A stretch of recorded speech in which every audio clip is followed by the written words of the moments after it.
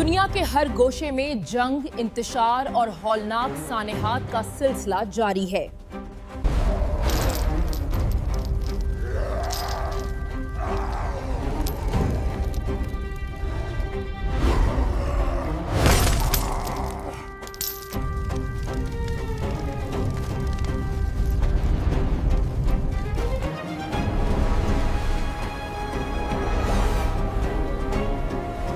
تمہارا رب ہوں، میرے ہاتھ میں جنت بھی ہے، دوزخ بھی، جو چاہیں میں ابھی دکھا سکتا ہوں۔ دیکھو میں آسمان سے بارش برسا کر تمہیں رزق دیتا ہوں، کوئی ہے جو میری جیسی قدرت رکھتا ہے؟ دنیا بھر میں سوال اٹھنے لگے ہیں، اگر یہ شخص واقعی دجال ہے تو کیا اب وہ لمحہ بھی قریب ہے جس کا ذکر نبی نے فرمایا تھا؟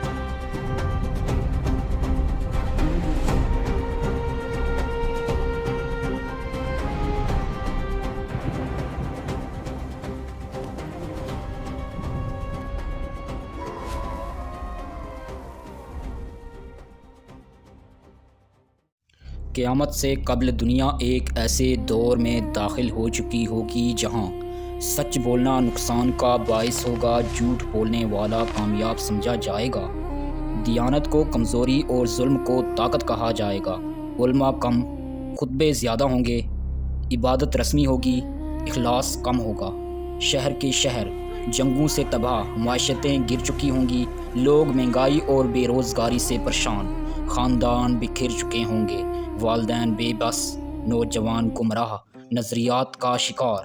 دنیا کے ہر گوشے میں جنگ، انتشار اور ہولناک سانحات کا سلسلہ جاری ہے۔ ہمارے پیارے نبی کریم صلی اللہ علیہ وسلم نے فتنوں کے اس دور کی طرف اشارہ فرماتے ہوئے کہا کہ ایک ایسا وقت آئے گا جب فتنے رات کی تاریکی کی طرح چھا جائیں گے۔ یہ وہ وقت ہوگا جب ایمان دلوں میں کمزور، دین فرقوں میں تقسیم، عدل ناپائید اور انسان خود انسان کا دشمن ہوگا۔ اسی گھٹن، اسی تاریخی، اسی نا امیدی کے عالم میں پاک ذات اپنی رحمت کا دروازہ کھولے گی۔ احادیث مبارکہ میں آیا ہے کہ امام مہدی کا نام نبی کریم صلی اللہ علیہ وسلم کے نام پر محمد اور ان کے والد کا نام بھی نبی کریم صلی اللہ علیہ وسلم کے والد کے نام پر عبداللہ ہوگا۔ حدیث میں فرمایا گیا، اللہ زمین کو عدل و انصاف سے بھر دے گا جیسے کہ وہ ظلم و جوار سے بھر گئی ہو۔ امام مہدی علیہ السلام کے ظہور سے پہلے عرب خطے میں بدامنی بڑھے گی، اقتدار کے لیے جھگڑے ہوں گے۔ ایک نیک مگر ابتدا میں گمنام شخصیت لوگوں کے درمیان ہوگی۔ ابتدا میں وہ خود قیادت قبول کرنے سے گریز کریں گے۔ مکہ مکرمہ کا مقدس ماحول، لوگ بیت اللہ کے قریب جمع، دلوں میں بے چینی۔ اچانک کچھ نیک لوگ ایک شخص کے ہاتھ پر بیعت کریں گے، مقام ہوگا رکن اور مقام ابراہیم کے درمیان۔ اس لمحے کچھ لوگ رو رہے ہوں گے، کچھ کو یقین نہیں آئے گا، کچھ کہیں گے کیا یہ واقعی وہی وقت ہے جس کا ہم سب کو انتظار تھا؟ ان کی گفتگو میں حکمت، فیصلوں میں عدل اور شخصیت میں وقار نمایاں ہوگا۔ لوگوں کے دل بدلنا شروع ہو جائیں گے۔ امام مہدی علیہ السلام کا دور، دولت کا منصفانہ تقسیم، زکوٰۃ لینے والا نہیں ملے گا، انصاف فوری اور غیر جانبدار، زمین سے برکت کا نکلنا۔ امام مہدی علیہ السلام کے دور میں معاشرتی تبدیلیاں ہوں گی جن میں دشمنیاں ختم، حسد کم، عبادت میں دل لگی، قرآن کی تعلیم کا عام ہونا، گویا زمین سکون کی سانس لے گی۔ اس کے بعد دجال کا فتنہ۔ رسول اللہ صلی اللہ علیہ وسلم نے فرمایا کہ آدم علیہ السلام سے قیامت تک کوئی فتنہ دجال سے بڑا نہیں ہوگا۔ سنن ابن ماجہ میں اس کی خصوصیت کچھ اس طرح بیان کی گئی ہیں: بائیں آنکھ سے کانا، پیشانی پر کاف رے لکھا ہوگا، غیر معمولی جسمانی ساخت، تیز رفتار سفر، وہ خود کو پہلے نبی پھر خدا کہے گا۔ ایک تاریخ جزیرہ، وہاں پر زنجیروں سے جکڑا ایک پر اسرار شخص جس کے ماتھے پر کاف رے لکھا ہوا اور ایک آنکھ سے کانا۔ دجال کا آزاد ہونا بڑے فتنوں کی نشانی ہے۔ وہ زمین کے ہر بڑے شہر میں ظہور پائے گا، لوگوں کو اپنے آپ کو رب ظاہر کرنے کی کوشش کرے گا، ان پر جھوٹے مظاہرے ظاہر کرے گا، لوگوں کو بہکائے گا۔ کچھ لوگ حیران اور خوفزدہ، کچھ خوش، کیونکہ انہیں نمازوں کے وقت بارش، فصلوں کا اگنا اور معجزاتی نشانیاں نظر آئیں گی۔ کچھ لوگ کہتے ہیں یہی وہ وقت ہے جس کا انتظار تھا۔ मैं तुम्हारा रब हूँ, मेरे हाथ में जन्नत भी है, दोज़ख भी, जो चाहें मैं अभी दिखा सकता हूँ। देखो मैं आसमान से बारिश बरसाकर तुम्हें रिज्क देता हूँ। कोई है जो मेरी जैसी कुदरत रखता है? देखो ये हैं जन्नत के हसीन बाग, नदियां बह रही हैं, सिर्फ उनके लिए है जो मेरी इताअत करने वाले हैं।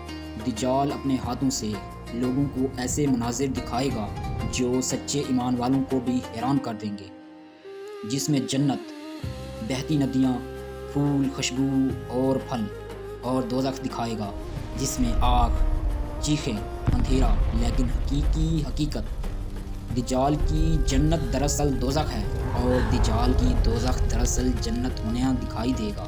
ये फितना सबसे ख़तरनाक है क्योंकि जहरी आंख हमेशा हकीकत को पहचान नहीं सकती। तू हमारा रब है। दज्जाल ज़मीन में बारिश बरसा सकता है, खेतों में फसलें उगा सकता, पानी और रिस्क के ऐसे मनाजिर दिखा सकता है जो लोगों को भी हैरान कर देंगे। गांव वाले खुश हो जाएंगे, शहर के बशिंदे अपने बच्चों के मुस्तकबिल की उम्मीद करते। लेकिन सच्चे ईमान वालों को शक होता है कि ये सब हकीकत नहीं है।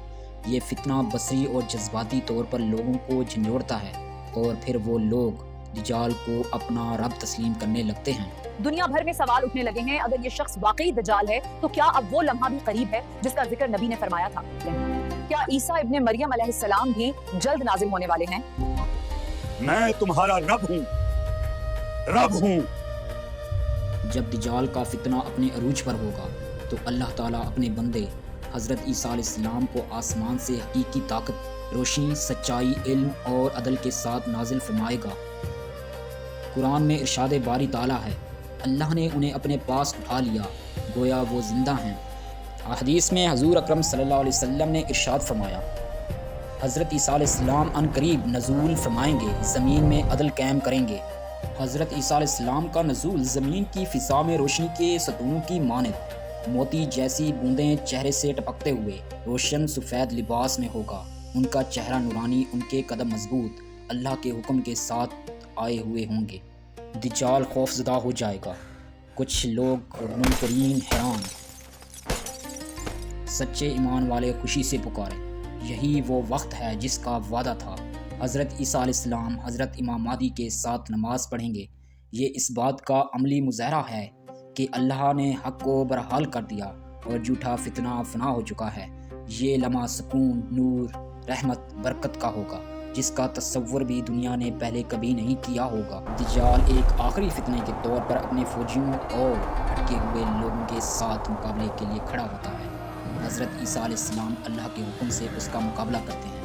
ज़मीन कांप जाती है, आसमान गरजता है, हर तरफ खौफ व वहशत, एक शदीद खूनी जंग होती है। दज्जाल अपनी सारी ताकत, अपने झूठे मुज़ाहरे, अपने धोखे सब ख़त्म होते देखता है। वो हज़रत ईसा अलैहिस्सलाम के सामने ऐसे घुल कर फना हो जाता है जैसे नमक पानी में घुल कर फना हो जाता है।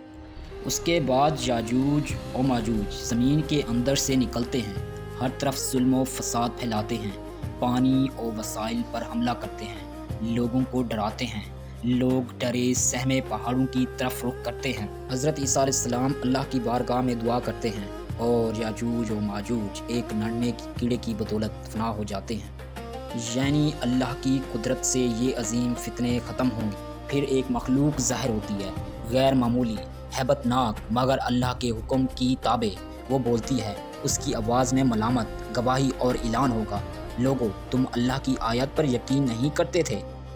ये लम्हा खामोशी का होगा, कोई दलील बाकी नहीं रहेगी। ये दबातुल अर्ज़ इंसानों से वाज़े अंदाज में बात करेगी। ये सिफ़त कुरान से साबित है। ईमान व कुफ्र की पहचान बाज़ रिवायात में आया है, ये मोमिनों के चेहरों को रोशन करेगी, काफिरों के चेहरों पर निशान लगा देगी। यहाँ तक कि लोग बाज़ार में एक दूसरे को पहचानेंगे कि कौन मोमिन है और कौन मुनकिर। रिवायात में इशारा है कि ये पूरी ज़मीन में पहुँचेगी, कोई इससे फरार नहीं हो सकेगा। अक्सर अहले इल्म के मुताबिक सूरज के मगरिब से तलू होने के बाद ईमान कबूल नहीं होगा। दबातुल अर्ज़ का ज़हूर भी उन्हीं आखिरी निशानियों में शामिल है। यानी अब ईमान लाने का वक्त नहीं होगा बल्कि अमाल का हिसाब करीब होगा। ये वो मरहला होगा जहाँ मोमिन को सुकून होगा क्योंकि वो पहले ईमान ला चुका। मुनकर को पछतावा होगा और कोई फ़ायदा नहीं। दबातुल अर्ज़ दरअसल एक अलामत है कि زمین گواہی دے گی، اعمال چھپ نہیں سکیں گے، انکار ہمیشہ نہیں چل سکتا۔ یہ انسان کو ڈراتی ہے۔ سچ کو اس وقت قبول کرو جب مہلت ہے، کیونکہ ایک وقت آئے گا جب گواہی زمین دے گی اور تمہارا انکار بے فائدہ۔ قیامت کی ایک بڑی نشانی یہ ہے کہ سورج مغرب سے طلوع ہوگا اور زمین میں دھواں چھا جائے گا، جس سے ہر طرف اندھیرا محسوس ہوگا۔ یہ علامات حدیث میں بیان ہوئی ہیں۔ زمین میں زلزلے آئیں گے، بعض مقامات پر آگ نکلے گی، کچھ جگہیں ڈوب جائیں گی، کچھ جگہیں اٹھ جائیں گی۔ یہ سب قیامت کے قریب ہونے والی نشانیوں میں شامل ہیں۔ نبی کریم صلی اللہ علیہ وسلم نے فرمایا، جن کے اعمال بھاری ہوں گے وہ کامیاب، جن کے اعمال ہلکے ہوں گے وہ نقصان میں ہیں اور وہ ہمیشہ دوزخ میں رہیں گے۔ ایمان والے جن کی نیتیں خالص، اعمال سچے، ان کے چہرے نورانی، دل پرسکون اور عمل پر ثواب ہوگا۔ کفار یا منکر جنہوں نے سچ کا انکار کیا وہ اندھیرے میں، خوف میں اور دوزخ کی طرف ہوں گے۔ قیامت کے وقت پر ارشاد باری تعالیٰ ہے، سور پر پھونک ماری جائے گی، پھر نہ رشتہ دار پہچانے جائیں گے، نہ کوئی گفتگو ہو سکے گی، سب اللہ کے حکم کے سامنے۔ یہ سخت ترین فیصلے کا وقت ہے۔